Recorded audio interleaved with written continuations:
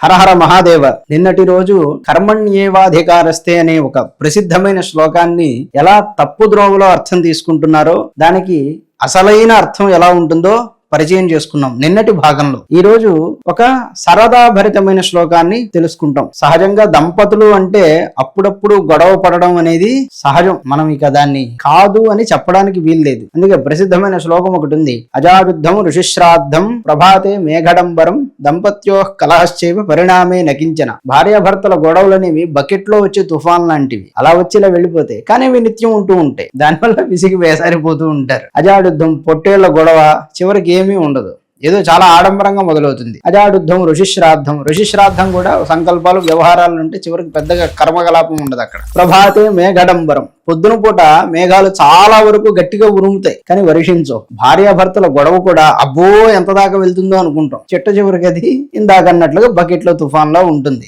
మధ్యలో వెళ్ళి ఎవడైనా వేలు పెట్టాడు అనుకోండి, వాడి కర్మ.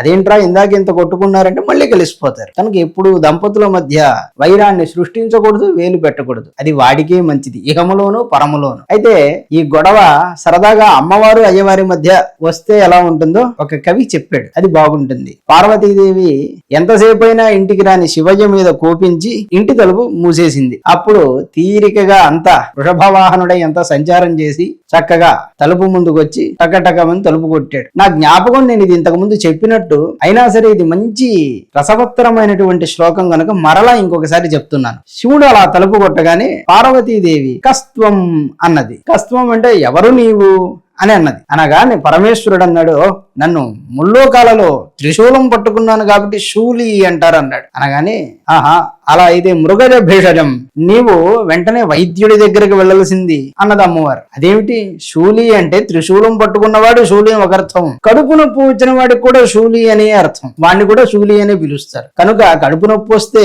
నా దగ్గరికి ఎందుకు వచ్చావయ్యా, వైద్యుడి దగ్గరికి వెళ్ళు అన్నది. వెంటనే స్వామి ఆలోచించాడు, లోకం మొత్తాన్ని కాపాడడానికి విషం తాగడం చేత నన్ను నీలకంఠుడు అన్నారు, నేను నీలకంఠుడిని అన్నాడు. నీలకంఠ ప్రియే, ఓ ప్రియమైనదానా నేను నీ నీలకంఠుణ్ణి అన్నాడు. అనగానే కేకామేకాంకురు, ఓ మగ నెమలివా. నీలకంఠుడు అంటే నెమలికి కూడా పేరుంది కదా, దాని కంఠం కూడా నీలంగా ఉంటుంది. ఓ తమరు మగ నెమలి కదా, ఆడనెమలి కోసం ఒక్క కేకారావం చెయ్యండి, నీలకంఠ ప్రియేహం కేకామేకాంకురు. స్వామి ఈసారి ఆలోచన చేశాడు. పశువులందరికీ పాశం వేసి బంధించేవాడిని కనుక పశుపతి అన్నాడు. పశుపతి అనగానే నైవ దృశ్యే విషాణి. పశుపతి అంటే దున్నపోతు అని కూడా అర్థం కదా. పశువునాం పతి, ఒక చోట పెద్ద పశువుల సమూహం ఉందనుకోండి, దానికి ఒక అధిపతి ఉంటుంది, అప్పుడు దానికి కొమ్ములు ఉండాలి కదా. నీకేం కొమ్ములు లేవే, కొమ్ములేమన్నా ఉన్నాయా? నైవ దృశ్యే విషాణి, కొమ్ములేం కనపడట్లేదు. అనగానే అయ్యో ఇప్పుడు ఎలాగని ఆలోచించి, ఈ ప్రపంచమంతా కదులుతూనే ఉన్నా సరే నేను కదలని వాడను కదా, ఆ భావంతో నన్ను అందరూ స్థానువు అని కీర్తించారు. అంటే చలనం లేని నిర్వికారమైన పరమాత్మ కనుక నన్ను స్థానువు అన్నారు.